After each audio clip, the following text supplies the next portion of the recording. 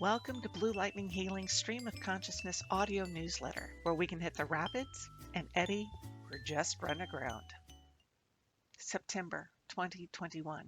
We're heading into October. We are asked to mask and keep ourselves safe.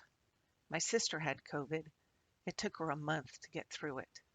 She lives alone on the other end of the country from me.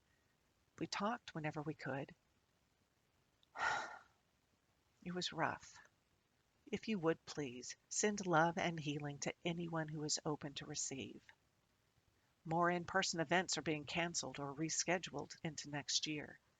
While that doesn't mean all contact is canceled, there are events that have moved to virtual platforms. I understand that technology can be daunting, but honestly, the virtual outlets have actually opened doors for me. I've met people in other parts of the world I would not have met otherwise, not if I was still driving to events. And these are people who share my belief that we are beings of light having a physical experience, that we are the eyes of Source. It is as the eyes of Source that we gather information about everything, including this time we are living. Yet, I see people who are so committed to their own beliefs that it doesn't allow for anyone else to have a differing, not necessarily opposing, but a different experience. That's disturbing to me. You remember last year when the facts stated one thing and a person said those facts were all wrong, and there were people who believed that one person. What amazed and still amazes me is the ferocity of any belief, that no room for other realities mentality. See, I used to say everyone's an asshole but me as a joke.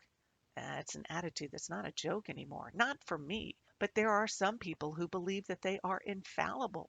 I ask, what are they so afraid of to hold so tightly onto a belief? Well, certainly, it's not another's comfort. What paradigm do they cling so tightly to as to mean somebody else's existence is irrelevant or an inconvenience to them? And I'm not talking just the clips one see of somebody flipping out over another person or some situation that's really not worthy of flipping out over. It's that they are so convinced that their reality is the only one that should exist and that everything else is not worthy. I don't feel that way. I believe that we all hold our version of reality, that there is room for so much experience that no one experience is the only experience. Each perspective is a portion of the universe's experience, and the universe or source is vast, immeasurable, so big. To try to contain it into itty bitty slices, it's to cheat oneself of that expansiveness. See, I'm not trying to convince you that my perspective is the right perspective. I hold the belief that all our perspectives add up to the source perspective. While there are beliefs that I don't agree with, I will allow for many of them to stand when they're in alignment with Source's purpose of love.